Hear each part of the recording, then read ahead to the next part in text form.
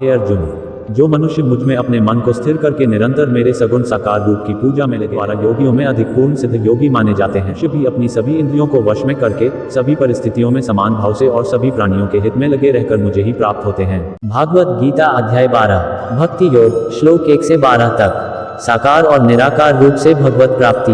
अर्जुन उवाच एवं सततयुक्ता ये भक्तास्त्वा पर्युपास्ते ये चाप्यक्षरम व्यक्तम तेषां के योगवित्तमाः। भावार्थ, अर्जुन ने पूछा, हे भगवान, जो विधि आपने बताई है उसी विधि के अनुसार अनन्य भक्ति से आपकी शरण होकर आपके सगुण साकार रूप की निरंतर पूजा आराधना करते हैं। अन्य जो आपकी शरण न होकर अपने भरोसे आपके निर्गुण निराकार रूप की पूजा आराधना करते हैं, इन दोनों प्रकार के योगियों में किसे अधिक पूर्ण सिद्ध योगी माना जाए।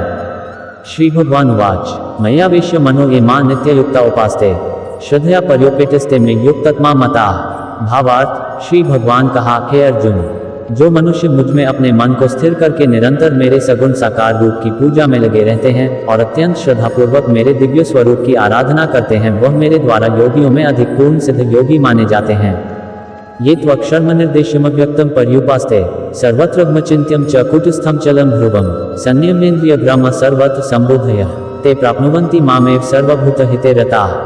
भावार्थ, लेकिन जो मनुष्य मन बुद्धि के चिंतन से परे परमात्मा के अविनाशी सर्वव्यापी अकल्पनीय निराकार अचल स्थित स्वरूप की उपासना करते हैं, वह मनुष्य भी अपनी सभी इंद्रियों को वश में करके सभी परिस्थितियों में समान भाव से और सभी प्राणियों के हित में लगे रहकर मुझे ही प्राप्त होते हैं।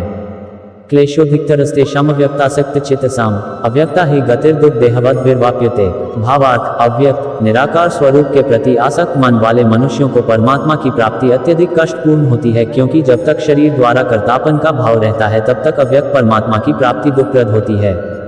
ये तु सर्वाणि कर्माणि मयि सन्न्यस्य मत्पराः अनन्येनैव योगेन मां ध्यायन्त उपास्ते तेषामः समुद्धरता मृत्यु संसार सागरात् भवामि न चिरात् पार्थ मय्यावेशित चित्तसाम्। भावार्थ, परंतु हे अर्जुन, जो मनुष्य अपने सभी कर्मों को मुझे अर्पित करके मेरी शरण होकर अनन्य भाव से भक्ति योग में स्थित होकर निरंतर मेरा चिंतन करते हुए मेरी आराधना करते हैं, मुझ में स्थिर मन वाले उन मनुष्यों का मैं जन्म मृत्यु रूपी संसार सागर से अति शीघ्र ही उद्धार करने वाला होता हूँ। मय्येव मन आधत्स्व मयि बुद्धि निवेशय निवसिष्यसि मय्येवात् ऊर्ध्वं न संशय। भावार्थ, हे अर्जुन, तू अपने मन को मुझ में ही स्थिर कर और मुझ में ही अपनी बुद्धि को लगा। इस प्रकार तू निश्चित रूप से मुझ में ही सदैव निवास करेगा, इसमें किसी प्रकार का संदेह नहीं है। अच्चित्तम समाधातुं न शक्रोषि मयि स्थिरम अभ्यास योगेन ततो मामिच्छाप्तुं धनंजय। भावार्थ, हे अर्जुन, यदि तू अपने मन को मुझ में स्थिर नहीं कर सकता है तो भक्ति योग के अभ्यास द्वारा मुझे प्राप्त करने की इच्छा उत्पन्न कर। अभ्यासप्य समर्थोसी मत्कर्म परमो भाव मदर्थमपि कर्माणि कुर्वन् सिद्धिमस्यसि। भावार्थ, यदि तू भक्ति योग का अभ्यास भी नहीं कर सकता है तो केवल मेरे लिए कर्म करने का प्रयत्न कर। इस प्रकार तू मेरे लिए कर्मों को करता हुआ मेरी प्राप्ति रूपी परम सिद्धि को ही प्राप्त करेगा।